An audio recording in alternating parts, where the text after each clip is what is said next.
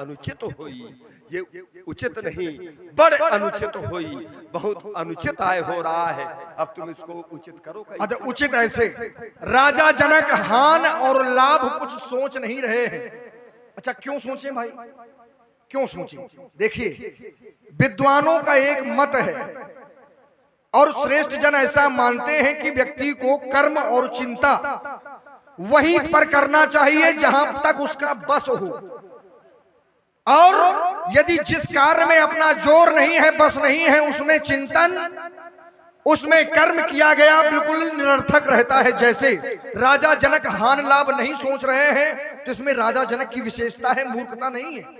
जैसे हानि लाभ जीवन मरण यश अपयश विधि हाथ, जब राजा जनक जानता है कि हान देने वाला परमात्मा है, लाभ देने वाले परमात्मा है, जीवन और मरण, यश और अपयश ये सब देने वाले भगवान है, तो राजा जनक को चिंता करने की क्या आवश्यकता है? राजा जनक क्यों ऐसी चिंता करें? फिर जानकी जी ऐसा कह कब रही है? जब उन्होंने देखा, और ये प्रण राजा जनक ने पहले कर दिया। अच्छा, छत्री की प्रतिज्ञा है, प्रतिज्ञा छत्री की है, और जानकी जी ने जो सुना था वही देखा है, तो उन्हें तो लगता है कि हमारा विवाह इनके साथ होना है। जो सुना था, माता गिरजा ने वरदान दिया था, मन जाए ही राचे, मिले सोबर सहज सुंदर सांवरो, करुणा निधान सुजानशील स्नेह जानत राबरो। ये उन्होंने सुन रखा था, वही देखा, तो ये स्पष्ट हो गया कि ये हमारे वर हैं। अब इसके बाद में वो कह रही हैं कि हान लाभ नहीं सोच रहे। अच्छा, अब केवल जानकी जी के कह देने से राजा जनक अपना प्रण बदल दे? नहीं, राजा जनक भी जान गए हैं, लेकिन प्रण पहले कर दिया है, और जब पहले कर दिया है तो पहले प्रण पूर्ण होगा। अब वो चाहे जो जान जाए, चाहे राजा जनक जान जाए। बड़ी बड़ी बारातें लौट जाती है श्रीमान। अरे वो उन बारात टीका नहीं हो पाता है भाई। जब कन्या के साथ में दाम्पत्य जीवन, जरा विचार करिए, दाम्पत्य जीवन जिसके साथ में व्यतीत करना है, जब वही कन्या उस कार्य से संतुष्ट नहीं है, तो क्या समाज उस कार्य से संतुष्ट होगी? मैंने एक उदाहरण पहले दिया कि ये जो प्रतिभागी है, नहीं, किस कार्य से कन्या संतुष्ट नहीं है? इस कार्य से, धनुष को तोड़ाने से। धनुष के अच्छा, धनुष क्यों टूट रहा है? हाँ, ये जबरदस्ती कैसे राजा जनक की कोई बात को छोड़ा है? श्रीमान जी देखिए, माध्यम धनुष टूटना केवल मूल माध्यम जानकी जी का विवाह है, सीता का विवाह है, धनुष का टूटना, न कि विवाह से धनुष के टूटने का कोई वो नहीं है। लेकिन धनुष का टूटना जानकी जी के विवाह से आधारित है। इसमें मूल में है क्या? विवाह, धनुष नहीं है। मूल में, मूल में विवाह है। हाँ, मूल में विवाह है। अच्छा, तो विवाह का नियम क्या ये होता है? नियम नहीं, हाँ, इसमें विरोध कहाँ कर रही है वो? कौन विरोध? विरोध थोड़ी है ये। अच्छा, ये जो हमने ये अभी अहय तात दारुण हठ ठानी, समझत कछु नहीं लाभ न हानि। नहीं, आपने क्या कहा था कि बारातें लौट जाती हैं? हाँ। तो क्या जानकी जी जो उनके लिए वर नियुक्त किया गया है उनसे संतुष्ट नहीं है क्या? नहीं, जानकी नहीं, बात तो विवाह की है श्रीमान जी, धनुष तोड़ने की तो बात है नहीं, विवाह की है। अब माध्यम धनुष को बना दिया गया है, वो प्रण है। अच्छा, ये जबरदस्ती माध्यम बनाया गया है? नहीं, जबरदस्ती माध्यम जबरदस्ती भाई, माध्यम अगर जबरदस्ती भी बनाया गया है और राजा जनक के द्वारा बनाया गया है, ज्ञानी के द्वारा बनाया गया है, तो ज्ञानी समाज का एक कर्तव्य ये बनता है कि ज्ञानी समाज के द्वारा अगर कोई निर्णय लिया जाएगा, ज्ञानी व्यक्ति के द्वारा अगर निर्णय लिया जाएगा, तो उसमें जो ज्ञानी समाज होगी, बुद्धिमान समाज होगी, तो उस कार्य का समर्थन करेगी कि विरोध करेगी? क्यों भाई? उस कार्य का समर्थन करेगी कि विरोध करेगी? अगर अच्छा कार्य है तो समर्थन करेगी। लेकिन यहाँ पर जो मिथिला की समाज, अभी हमने पहले बताया था कि जो राजागण है वो विरोध कर रहे हैं। फिर हमने बतलाया कि यहाँ पर जिसके लिए ये कार्य किया जा रहा है, कन्या स्वयं विरोध कर रही है। अब हम तुम्हें ये बतलाने जा रहे हैं, अब 3 के बाद भी, प्रमाण देने के बाद भी तुम्हारे समझ में ना आए तो हम समझा नहीं सकते हैं, क्योंकि ब्रह्मा के हैं केवल 4 मुख और हमारे हैं 10 मुख, और 10 मुख वाला अगर जिसे ना समझा पाया तो क्या 4 मुख वाला समझा देगा? हमने कहा था कि हमने बहुत मजबूत फंदाया लगाया है श्रीमान जी। अब देखिए, यही मिथिला की समाज जो ज्ञानियों की समाज है, ये भी राजा जनक के प्रण का विरोध कर रहे हैं। सोच ही सकल कहत सक चाही। और विधि सन विनय, विधि नाम ब्रह्मा का, विधि सन विनय करहि मन माही कि हर विधि वेगी जनक जड़ता। जड़ता किसको कहते हैं? जड़ता कहते हैं अज्ञानता को। हर विधि वेग यानी अतिशीघ्र जनक जड़ताई। और करे क्या? मति हमारे अस देहु सुहाई। ये समाज कह रही है ज्ञानी की कि मति जैसी हमारी है ऐसी राजा जनक की भी बुद्धि हो जाए। तो इनकी बुद्धि कैसी है उस पर विचार करने की बात है। इनकी बुद्धि ऐसी है, ये सभी ये चाह रहे हैं कि बिन विचार पन तज नर न हो। क्योंकि राजा जनक ने जो प्रण किया है वो बिना विचार करके किया है, किसी से पूछा नहीं है, विचार करके नहीं किया है। और जब विचार करके नहीं किया है तो उस कार्य को बिना विचार करे ही छोड़ देना चाहिए, त्याग कर देना चाहिए। तो वही ये समाज कह रही है कि बिन विचार पन तज नर नाभू और अमुक सीए कर करे विवाह। अमुक के साथ में सीता का विवाह कर दे। और जब ये स्थिति आ जाएगी तो जग भल कहई, संसार राजा जनक को अच्छा कहेगा, भाव सब काहू सबको अच्छा लगेगा। और हट कीन है अंतहु उर्दाहु। और यदि राजा जनक इसी प्रकार से हठता में अड़ा रहा तो दुख उसे प्राप्त होगा। ये यहाँ की जो ज्ञानी समाज है श्रीमान जी, उसका मत है, ये मेरा मत नहीं है। अब हम चाहते ये हैं कि उनके मत में जैसे हमने अपना मत प्रस्तुत किया है तो ठीक उनके मत में तुम्हारा भी मत हो जाए, जिससे कि ये आगे की कहानी बने। देखो ऐसा है, मीठा मीठा हप कड़ू कड़ू थू, ये वाला बंद करो।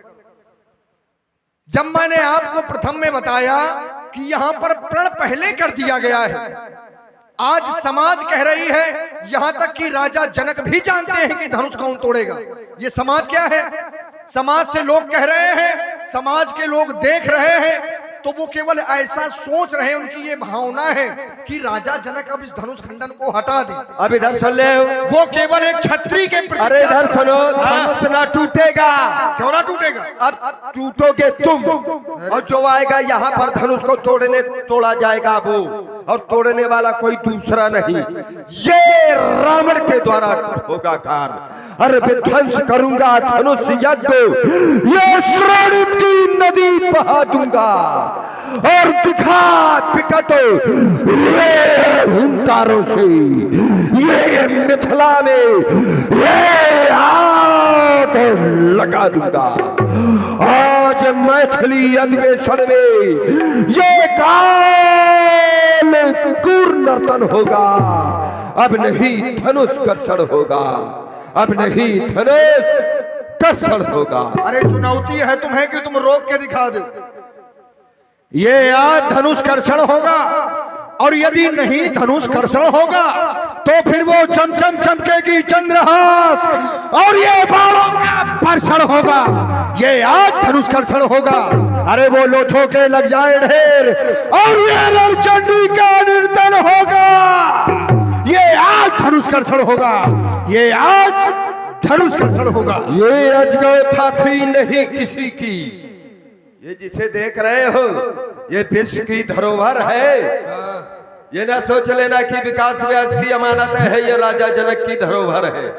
ये अजगौथा थी नहीं किसी की, ये अजगौ विश्व बपौती है। और जिसने दैत्यों का दलन किया उसकी ऐसी ठकरौती है कहाँ छुपा वो नरनाहा। निकल करके आए सामने, अब फिर देखो हम कैसे उसको तोड़ते हैं। वो या तो हमें तोड़ेगा या तो हम उसको तोड़ेंगे। है कहाँ छुपा वो नरनाहा, जिसके कर से कर्षण होगा।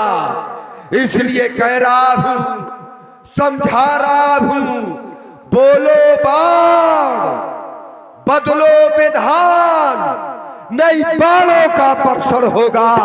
अब नहीं धनुष कर्षण होगा, अब नहीं धनुष कर्षण होगा। अरे बदलने की आवश्यकता तुम्हें है दशानन। हम तुम्हारी क्रूरता की कठिन धारा मोड़ देंगे। ये मध में भरा मस्तक तुम्हारा, इसको भी हम फाड़ देंगे। अरे ये पर नारियों की हरण करने की, अरे पड़ गई जो आदत तुम्हारी, तो कोई नारी ही बनेगी मृत्यु का कारण तुम्हारी। सौभाग्य की सिरध्वज तुम्हें ब्राह्मण समझकर छोड़ देंगे, लेकिन हम तुम्हारी क्रूरता की कठिन धारा मोड़ देंगे। नहीं, हमको शंख और घड़ियाल बजाने वाला ब्राह्मण ना समझे। अरे तुम ही नहीं हो ना राजा जनक तुम कह रहे हो, ही नहीं हो। नहीं तुम कह रहे हो ना कि शायद राजा जनक ब्राह्मण समझकर तुम्हें छोड़ देंगे। उनकी तो हम शंख घड़ियाल बजाने वाले ब्राह्मण नहीं है।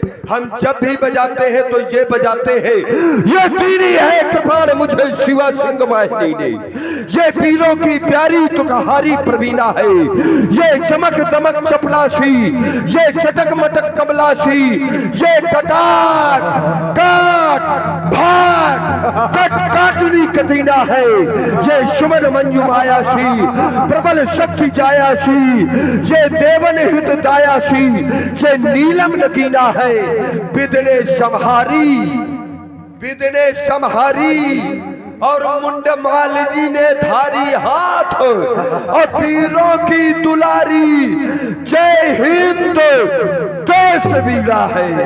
मानोगे नहीं दशानन लगता है? यदि नहीं मानोगे तो फिर खुला वक्ष तुम करो वार। ये मिथिला में होगा बुरा हाल, दिखला लो जोर जवानी का। अच्छा, और हो छाती में बाल अगर तो फिर झेलो वार कपाली का। अरे अगर अकेले डरकता हो लंकापुर संदेश पठा दे बेटा इंद्रजीत बुलवा ले। अरे वो भाई को कुंभकर्ण जगवा ले, फिर ना कहना खबर रही थी, उस बाणासुर को शबर रही थी, हाय हाय कुछ करना पाया उस बाणासुर बलशाली का। अरे हो छाती में बाल अगर तो फिर झेलो वार कपाली का। ये कह रहा है कि हो छाती में बाल अगर अब हम तुम्हारे शरीर के कहीं बाल न उखाड़ेंगे, हम तुम्हारे भौंहे बनाएंगे सीधे। और जब भौंहे उखड़ जाती हैं, फिर उस व्यक्ति को देखो कि कैसा लगेगा, वो सीधे लंगूर लगता है, इंसान से सीधे लंगूर लगेगा। तो बार बार भागता है व्यंग्य बाण बाणासुर, ये महिमा तय मोसो बखानत है बार बार, बार बार। कैसे बार बार किया तूने कहा, तो बार बार बांधे मैं वीर बलवानों को, लंका की बखरी पवन बुहारत है बार बार, बार बार वज्र ले बलधारी आयो देवराज, तो इंद्र की वीरता बिगाड़त हो बार बार, और बार बार बल को बढ़ावत हो बोल बोल, और दंडधारी काल को मैं बांधत हो बार बार। अब एक बार सभी लोग भगवान शंकर के नाम की जय घोष करें। बोलिए श्री शंकर भगवान की।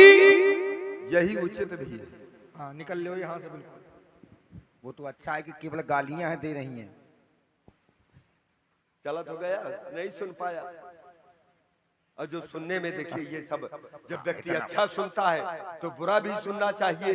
जैसे सागर है, सागर में चाहे जो समाहित हो जाए, है कि नहीं, वो सब तो अथाह है, इतना बोध होना चाहिए। हाँ, अब ये बोध केवल रावण में होगा, बेचारे एक सिर वाले में थोड़ा होगा, एक सिर जिसके उसको बोध होगा ही नहीं। और रावण के 10 सिर वाला अगर बोध न करेगा तो क्या तुम्हारे जैसे एक सिर वाले करेंगे बोध? आपको भी नहीं अभी बोध। हाँ, तो एक बार से जय घोष करें, उठाए दोनों हाथ जिनको भगवान शंकर ने हाथ दिए हैं। देखिए रावण, जब आप जयकारा लगाते हैं तो आपके अंदर जो पाप होता है वो बाहर निकलता है, और रावण है पाप का रूप। तो जब आप जयकारा लगाएंगे पाप निकलेगा बाहर, तो रावण सबको समेट करके लंका ले जाएगा।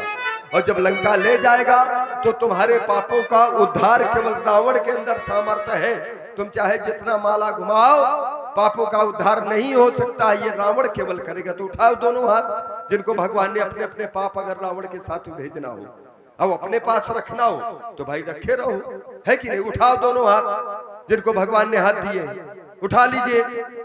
ये बात उठाओ जो पाप हमारे साथ में भेजना चाहते, बजाएं जोरदार से ताली। बोलिए श्री शंकर भगवान की।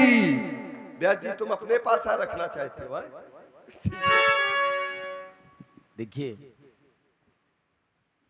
मिथिला में महाराज रावण बाणासुर भी आए, धनुष नहीं उठाया, दोनों ने प्रणाम किया और चले गए। राजा जनक ने देखा कि रावण बाणासुर आए चले गए, सीता जी को अब रंगशाला में बुलवाया और बुलवा करके अपने प्रण के कार्य को शुभारंभ करवाया। जिस समय माता सीता जी को रंगशाला में सखियां लेकर के आईं, आज उनकी सुंदरता का वर्णन शेष शारदा भी नहीं कर पा रही हैं। सिय शोभा, सिय शोभा नहीं जागी बखानी, जगदम्बिका रूप गुण खानी, उपमा सकल मोहि लघु लागी, प्राकृत नारी अंग अनुरागी, धीरे चलो सुकुमारी,